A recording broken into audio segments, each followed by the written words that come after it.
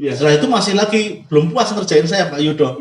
Kurangin lagi jadi 30 detik itu. Harus 30 jadi 0029. Karena harus ada yang full, ya, itu ada yang pendek, sekali. ada beberapa versi. Betul, kan. Ya. Diharapkan kan seperti dan itu kan memang ya itulah tantangannya bagaimana kita membuat sebuah produk. Tapi saya percaya bisa. Beliau pasti bisa gitu.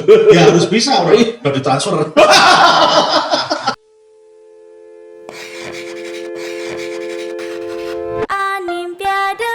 Animation for all. Nah, sekarang menurut Mas Pandan, untuk membuat suatu sound, artinya yang nanti akan digabungkan dengan visual itu, sebaiknya sebelum atau setelah? Artinya pada saat post production atau disiapkan pada saat pre production atau pada saat untuk sound apa dulu? Nah itu dia. Nah itu yang perlu untuk karena kalau misalnya di animasi itu biasanya dialog itu harus dibuat di awal karena sebagai guide untuk lip syncnya. Itu biasanya rekaman dialog selalu dilakukan lebih dulu sehingga nanti untuk animate karakternya pas gitu. Yang pertama. Tapi kalau untuk musik dan sound effect itu bisa berjalan berbarengan. Terutama untuk musik biasanya ketika kita menerima previsual atau misalnya kalau di live shoot masih story animatic gitu, itu masih bisa dibuat dulu musiknya. Artinya selama adegan itu sudah picture lock ya, artinya sudah fix durasi. Timeline-nya itu sudah fix. Karena yang menjadi masalah itu kalau misalnya durasinya belum fix, itu menjadi problem. Dan bahkan selisih 30 detik gitu ya. 30 detik itu di musik menjadi problem yang sangat luar biasa. Saya ngerjakan kerjaannya Pak Yudo dulu. Jangan bilang.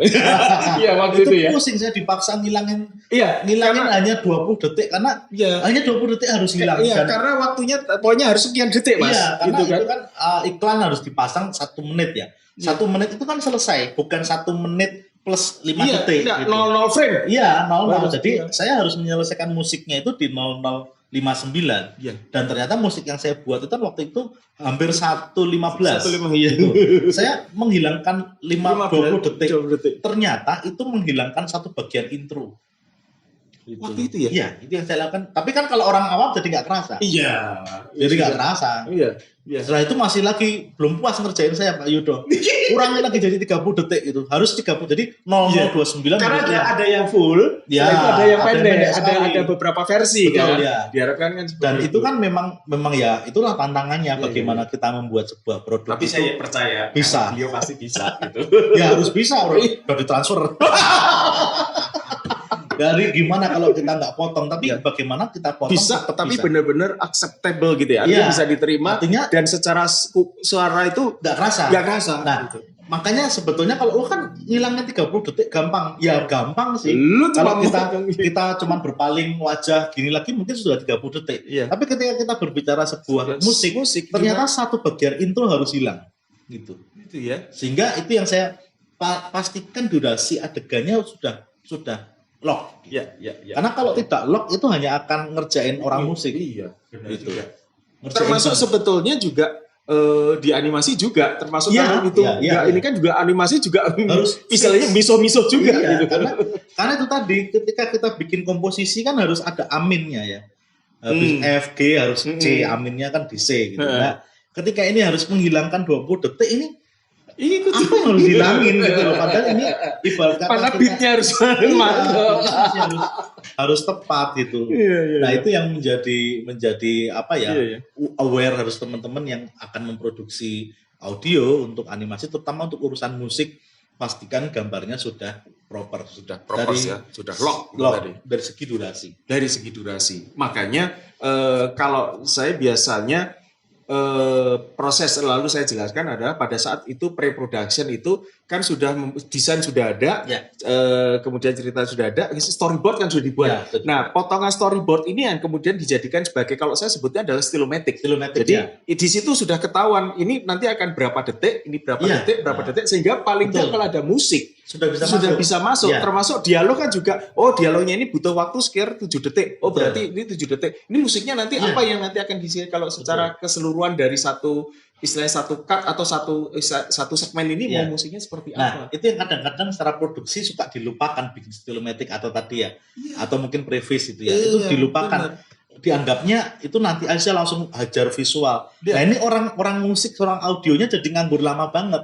Benar. Satu nganggur lama banget, tapi ketika nanti visualnya sudah selesai, dikejar-kejar seminggu harus selesai. Nah itu kan konyol juga. Gitu. Padahal sebetulnya itu bisa bisa paralel secara kecuali memang Bandung Bondowoso dan Single Factor itu beda cerita. Ini sesuatu yang common gitu, sesuatu yang seharusnya dan idealnya. Betul, idealnya timnya sendiri-sendiri sehingga itu sebetulnya bisa dikerjakan paralel. Gitu. Tapi kan ada guide-nya itu tadi ya. Salah satunya Stilomatic itu paling nggak cuma potongan storyboard. Setelah itu kira-kira panjang pendeknya kan disesuaikan dengan berapa dialognya kan sudah ada skenario-nya. Makanya sebetulnya rekaman dialognya bisa diduluin gitu karena harus karena bisa untuk ngitung durasinya seberapa. Tetapi saya juga pernah melihat begini. Karena dia menggunakan katakanlah tokoh ya, terutama di luar ya. Mereka menggunakan bintang film. Mereka menggunakan tokoh-tokoh yang istilahnya yang dikenal gitu, aktor. Nah, biasanya itu mereka yang mengikuti filmnya. Jadi mereka pada saat itu mereka menggunakan dummy, istilahnya dummy dubber ya. Dummy dubber. Setelah itu kemudian baru itu juga bisa dilakukan. Bisa, tapi kan itu kan tetap yang penting durasinya udah karena jadi. Benar, durasi udah jadi. Problem kita hanya di masalah durasi, artinya ketika istilahnya ini stuntman-nya dulu deh yang maju untuk dubbingnya. Yang penting dia sudah, nah si aktor beneran kan dia akan mempelajari, gitu tinggal memainkan emosi saja. Karena dia udah jago dan pasti lah ya. Dia harus bisa tahu seperti tadi kan di awal-awal dia harus sebenarnya tekniknya hampir sama dengan bagaimana ketika mereka mengisi ADR atau itu tadi automatic dialog replacement. Jadi memang gambarnya di mana istilahnya mode lip-nya itu harus pas, emosinya harus sama dan sampai tekanannya jangan sampai itu terlihat, itu tuh sebetulnya sudah ditempelan gitu. Termasuk ini atmosfernya harus ada. Makanya satu lagi itu sebetulnya ada yang disebut dengan room tone, Pak Yudo. Nah, room tone itu misalnya kita ngobrol gini, kan di telinga Pak Yudo ada suara gema saya. Nah itulah room tone. Jadi paling enggak apa yang ada di sekitar jadi kita. itu akan menceritakan atau istilahnya membuat suatu jadi tidak terkesan studio banget gitu. Jadi kalau saya walaupun itu di studio, tapi kalau saya ngomong di tepi pantai juga harus ada deburan ombak. Itu sudah atmosfer. Itu udah atmosfer. Beda lagi. Beda lagi. Kalau room tone itu betul-betul hal yang ketika kita ngobrol berdua berdekatan begini kan ada ruang udara yang bergetar juga selain. Kalau misalnya gini, saya gampangnya kalau misalnya ngomongin gitar itu kan ketika dipetik senar E, itu kan ada senar lain yang ikut bergetar. Atau yang disebut dengan harmonic frekuensi. Jadi ada yang disebut dengan fundamental frekuensi, ada harmonics atau overtones.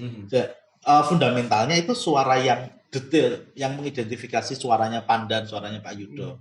Itu fundamentalnya, tetapi kan pasti ada harmonicsnya. Kalau tidak gitu pasti kita bergetarnya bareng dong. Iya. Nah, itu yang disebut istilahnya room tone yang harus kita buat. Buatnya memang harus di lokasi gitu. Kecuali film animasi ya. Kalau film animasi sih room tone-nya bisa kita ambil. Bisa dibuat. Tapi kalau misalnya film live shoot itu biasanya orang audio akan merekam dulu sekitar 1-2 menit di depan, silent. Nah ini nanti akan dipakai untuk nempel ADR. Jadi nanti teknik di ADR itu termasuk mikrofonnya. Biasanya justru menggunakan shotgun supaya seperti halnya ketika kita ngambil jadi benar ada macam saya ambience yang tidak kayak seakan-akan tidak terlihat tapi ada gitu ya, yang menandakan gini lah, suara ruang lah, room tone itu kan suara ruang, gema-gemanya itu kan tetap harus ada ya. Jadi itu yang harus dibangun. Yang saya kenal, yang di animasi itu yang sulit. Itu dia, saya bayangin. Gitu. Anda kalau masuk di dunia animasi berarti itu harus dibikin. Kalau misalnya kita bikin film live shoot masih mending lah. Misalnya saya syuting di ruangan ini, saya tinggal diam, Pak Yudo semua diam dulu ya. 2 menit kita rekam, itu akan jadi room tone. Kita bisa tempel. Itu ruangan ukuran 6x6 dengan satu AC. Itu bisa kelihatan. Bisa. Termasuk katakanlah di hall. Bisa. Atau nanti di kamar mandi. Bisa. Setiap tempat pasti punya ruangan. Setiap tempat pasti punya suara. Suara ruang. Apa tadi? Room tone. Berarti posisi kita semua silent. Hanya apa yang ada di situ tuh berbunyi gitu. Itu yang nanti dipakai untuk menempelin ADR. Nah kalau di animasi kan ini nggak ada. Kita harus create juga itu yang namanya room tone itu. Jadi kadang-kadang yang juga luput ketika kita membangun suara untuk animasi, room tune-nya itu Nah, lupa. jadi kayak istilahnya kalau orang Jawa bilang ampang. Iya, jadi terlalu bersih, Flat, gitu. terlalu bersih. Terlalu indah suara. Padahal kalau untuk film itu kan capaiannya adalah realistik.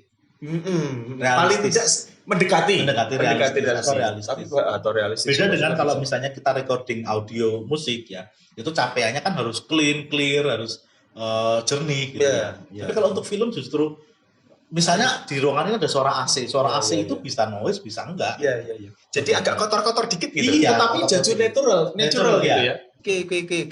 Wow. Anda bisa tahu Ribet ya? Bisa. Sekarang dia Ribet ribet, ya? tapi itulah supaya suatu film animasi bisa menarik, tidak hanya sekedar visual, tetapi juga audio. Itu yang paling penting untuk mendukung dari seluruhan dari cerita atau karya yang Anda buat itu nanti. Dan ini masih banyak peluangnya. Oke, nah Mas, sekarang kalau itu tadi secara teknis detail dari produksi suaranya. Nah, sekarang banyak mungkin juga termasuk saya sebelum deliver Mas. Saya pengen menanyakan dulu. Ada banyak istilah-istilah yang mungkin teman-teman bahkan saya aja kadang-kadang juga confused. Ini apa sih? Ada yang disebut dengan musik scoring, musik compositing, musik arrangement, ya kan? Terus kemudian ada kalau tadi sound effect sudah dijelaskan. Mungkin Mas Pandan bisa menjelaskan itu musik apa? Musik scoring atau musik composite istilahnya composition, kemudian musik arrangement seperti akan ada musik arranger istilahnya, musik komposer. Ya, seperti itu. Kalau kita berbicara dari sisi teori musik yang sebetulnya itu kan tidak ada istilah arranger. Semuanya komposer. Karena seorang arranger pun dia kan mengkompos, membuat. Cuman sekarang kemudian karena kita harus bekerja, saya harus melibatkan Pak Yudo nih, melibatkan Mas. Kemudian Mas ini ya tolong di aransemen. Itu akhirnya muncul di era postmodern ya istilahnya. Saya agak mungkin kurang tepat istilahnya, tapi istilah sekarang populernya kemudian muncullah istilah-istilah seperti songwriting, kemudian ada istilah arranger, itu padahal di awal tuh dulu semuanya sebetulnya komposer. Ya. Kalau misalnya kemudian kita dia songwriting, song itu kan juga bagian dulu istilahnya suite ya, musik suite. Jadi musik suite itu kemudian di dalamnya kan ada song, ada bagian-bagian piece di dalam musik itu. Tapi karena kemudian sekarang kita butuhnya dengan musik 3 menit ya song istilahnya. Jadi kalau kita ngobrolin dengan kita padankan dengan teori musik, ini agak sedikit berbeda. Cuman kita membicarakan satu hal yang common ya, yang umum saat ini. Composition itu komposisi musik itu ya adalah bagian di mana ketika kita mengkompos atau meng-create nada ya, melodi, chord gitu ya. Itu kita bisa disebut sebagai komposer membuat itu. Kemudian kalau kita menuliskan lirik kita bisa disebut sebagai songwriter atau lyrikis. Arranger adalah biasanya sekarang kemudian secara common orang yang kemudian memberikan warna terhadap musik lagu yang tadi dibuat yang tadinya hanya berupa lirik, nada atau melodi, kemudian dibuat ini jadi jazz, jadi pop. Itu arrangement. Tapi sekali lagi ini kita membicarakan di ranah sekarang ya. Tapi kalau secara teori sekali lagi karena kita mungkin yang nonton ini nanti mungkin ada itu secara teori musik sesungguhnya nggak ada. Ya betul memang nggak ada. Tapi kita di sini sudah ada catatannya sudah ada catatannya ya. Membicarakan istilah yang sekarang populer gitu ya. Tapi sebetulnya tadi kalau kita tarik ke rootnya itu semua itu sebetulnya komposer. Ya. Nah kemudian musik score itu tadi yang sudah disinggung itu adalah musik yang memang dibuat untuk commenting adegan atau untuk memberikan impact atau memberikan mood atau memberikan nuansa dari adegan di dalam film itu, dan itu akan selalu berubah-ubah berdasarkan adegannya ceritanya moving emosinya gitu. Itu kemudian kita sebut sebagai musik score gitu. Jadi kadang-kadang musik score itu suka aneh sih, artinya kadang-kadang anehnya gini, ketika ada visual orang duduk seperti ini misalnya, kemudian kasih 3 nada ting ting ting gitu aja sudah oh ini orangnya tuh lagi sedih atau lagi apa, itu sudah langsung dapat. Ya. Itulah fungsi musik score. Jadi artinya dia commenting atau supporting dari adegan gitu. Karena kalau ngomongin di film juga nanti ada soundtrack. Nah itu tadi. Ada Ya, soundtrack. tadi juga ada soundtrack juga. Nah kalau soundtrack dibuat tujuannya untuk jualan sih. Artinya ada film baru nih, The History of Nintendo Yudo misalnya. Nah, terus bikin lagunya dulu.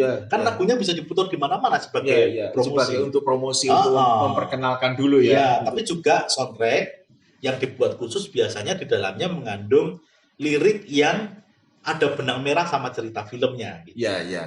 Gitu. Ya, banyaklah yang soundtrack yang luar biasa ya. Artinya kita dengerin soundtracknya, dengerin aransemen soundtracknya aja sudah ngerti nih. Ini filmnya akan romantis, ini filmnya akan horor, itu sudah tahuan itu. Itu ada soundtrack juga. Ya, seperti di Frozen. Gitu. Ya. Di Frozen, Beauty and the Beast. Betul, itu luar biasa. Ya, Kemudian ada juga yang disebut dengan musik tema sih. Artinya ada juga film yang tidak punya soundtrack. Misalnya ting ting ting ting ting ting ting ting ting ting ting ting ting ting. Oh iya, itu Harry Potter. Yes. Kan itu nggak ada lagunya. Tetapi dia John Williams sudah membuat sedemikian rupa nada itu bisa menjadi ikonik. Nah itu juga ada. Dan juga sudah menceritakan ambience suasana seperti apa. Dan itu nanti bisa disesuaikan dengan lagunya dengan scene-nya ya, ceritanya. Karena bisa sedih, tapi pada saat gembira juga bisa. Animasi yang cukup luar biasa itu ya film Up. Up itu dia hanya punya 2 motif nada utama, tetapi itu bisa dibuat untuk sedih, untuk senang, untuk apa, dan sebetulnya seperti itu sehingga ikonik musiknya. Ting ting ting ting ting ting ting ting ting ting ting ting itu udah langsung ikonik. Dan semuanya artinya hampir di semua adegan itu ada itu. Tapi berbeda-beda apa istilahnya, arrangementnya ya. Karena berdasarkan mood yang ingin disampaikan. Itu kira-kira itu sih bedanya. Kalau sekarang dan theme song. Ya, theme song itu bisa saja soundtrack. Bisa saja. Jadi theme song itu yang ada di dalam lagu itu, di dalam film itu yang masuk khusus dibuat untuk film itu. Tapi itu pun juga bisa saja menjadi sebuah theme yang legendaris. Artinya gini, kita tahu misalnya seperti Jurassic Park sudah dibuat sekian banyak. Tapi dari sekian banyak film Jurassic Park pasti ada ceng ceng ceng. Ya itu kan temanya itu hampir semua sama dari meskipun yang bikin musiknya beda-beda. Dulu dari John Williams, kemudian Michael Giacchino dan lain sebagainya. Tapi karena ini membicarakan Jurassic Park, dia sudah ada pakemnya ada itu. Gitu. Meskipun akan dibuat suite baru untuk misalnya Jurassic World, Michael Giacchino bikin khusus untuk itu, tetapi tetap ada themes yang utama, itu yang main theme-nya itu. Untuk menjadi benang merahnya. Iya, bahwasanya ini bukan film yang berbeda. Ternyata musik pun bisa menjadi benang merah dari suatu cerita, entah itu sequel dari. Betul, jadi ini masih film yang sama loh. Oke. Dan bahkan di film score juga begitu, kita bisa saja mengconnect 2 scene yang itu sebetulnya scene yang ini itu efek dari scene yang sebelumnya. Itu juga kita bisa konekkan dengan musik gitu. Jadi misalnya di situ menemukan flash disk itu, kemudian ada suara choir, itu misalnya. Di adegan lain juga ada orang nemuin flash disk. Ternyata ini flash disk yang sama tapi yang nemuin orang lain. Misalnya yang adegan pertama yang menemuin Pak Yudo. Kemudian Pak Yudo pegang ada suara choir, gitu. Scene yang lain yang nemuin Pandan, tapi mau ngasih tahu kalau itu flash disk yang sama, kasih lagi suara choir, itu misalnya. Nah ini untuk menghubungkan bahwasanya benda yang dipegang ini, meskipun yang pegang orang yang berbeda, ini benda yang sama. Itu bisa dikaitkan juga dengan musik, bisa. Jadi cerita itu bisa nyambung benang merahnya tanpa harus ngomong kalau ini flash disk yang tadi loh bro, itu loh. Kan nggak lucu ya itu kan. Ini flash disk yang tadi loh bro ya. Atau paling nggak ada catatan running text. Nah itu musik bisa kita pakai seperti itu untuk connecting between scene. Dan audiens sudah cukup familiar atau paling enggak secara tidak sadar mereka itu sudah dilatih untuk memahami itu. Yes, maka itu yang kemudian menjadi kalau kita berbicara industri musik score itu dia. Itu kemudian siapa ngopi siapa menjadi nggak jelas. Ya, karena hampir semua pasti ada pelesetan sedikit itu pasti sehingga ada. Kalau misalnya kita ngomongin wah ini lagunya band A ini di cover Pak Yudo kena nggak boleh gini. Nah, itu kan untuk popular recording. Tapi kalau misalnya untuk musik score itu menjadi susah untuk digituin. Iya. Karena semuanya juga temenan dan semuanya ini tujuannya untuk Iya, seperti itu. untuk sebagai untuk mengisi ini. Iya, kecuali main tim ya, misalnya kemudian saya bikin filmnya Pak Yudo, saya pakai timnya Jurassic Park, ya itu jelas kelihatan banget. Iya, tapi kalau iya. sudah di dalam film itu menjadi satu hal yang agak absurd. Ya, artinya menjadi sudah bias ya, artinya ya, sudah bias karena dan juga orang kan di situ fungsinya musik score dia itu tadi memberikan supporting dan itu automatically kadang-kadang bagi seorang musik scorer dia sudah langsung karena itu kan harus istilah apa ya, supaya smooth ya. Iya, karena juga kita punya pengalaman di dalam ingatan kita. Itu. Saya pernah ngobrol dengan teman dari psikologi yang saya tanya, ngaruh nggak sih sekarang saya pakai alat musik piano bla bla bla untuk itu? Nggak ngaruh, karena yang lebih berpengaruh itu adalah pengalaman pribadi kita gitu. Nah, masalahnya kan sekarang kita lahir, misalnya gini, sering yang pertanyaan yang muncul adalah, kalau kita bikin musik score apa harus orkes? Enggak. Mas Dwiki Darmawan dalam film Cinta dalam Sepotong Roti, Rindu Rasul, itu tidak menggunakan orkes. Malah justru banyak menggunakan alat musik tradisional, ada rebab, harmonika, itu digunakan Mas Dwiki di film-film itu. Tidak harus orkes, tapi kan karena sekarang kita banyak sekali melihat film dengan orkes, itu sehingga harus orkestra, padahal sebetulnya tidak. Yang bagus, salah satu karya Mas Krishna Purna di film City itu menggunakan gamelan, menggunakan ini. Itu jadi kan sangat menyesuaikan gitu. Jadi tidak harus musik score itu orkes, nggak harus. Kita bisa sangat menggali lokal konten lah sebenarnya. Catat ya. Nggak harus. Tidak mesti harus. Jadi lebih ke masalah yang cocok sih sebenarnya. Iya. Dan itulah seorang musik scorer atau istilahnya apa? Musik director atau musik scorer. Dia musik scorer lah yang karena ada musik director nantinya. Oh, nanti kalau juga misalnya kita mau bekerja yang pada tim yang besar. Dan karena biasanya untuk layar lebar lah ya. Ya, sebetulnya lebar atau kecil kita bisa bekerja by self atau by team. Kalau by self atau kita kerja sendiri, itu memang kita bisa mengontrol 100% dari desain. Kemudian budget bisa lebih murah dan lebih menyenangkan sebetulnya. Apalagi sekarang digitalize semua kan sudah bisa. Iya, sendirian. Tapi ada hal-hal yang tidak bisa kita dapat ketika kita bekerja dengan tim, itu punya banyak telinga yang bisa mendengarkan, akhirnya bisa menjadi ini oke nggak sih, ini nggak, pendapatnya bisa banyak. Itu satu keuntungan kalau kita bekerja tim. Kemudian kreativitas menjadi lebih kaya. Nah, ketika kita bekerja dalam tim, di situ nanti ada musik director yang akan memilih ini musiknya cocok untuk scene ini gitu. Karena kadang-kadang komposer lebih cenderung akan mengkompos saja. Misalnya berpikir secara nadanya, secara harmoninya, orkestrasinya seperti apa. Musik direkturnya yang bisa nanti membantu untuk ini cocok untuk yang adegan ini cocok untuk adegan ini gitu. Berarti seorang musik director itu di bawah seorang director, istilahnya yang headnya itu tadi ya.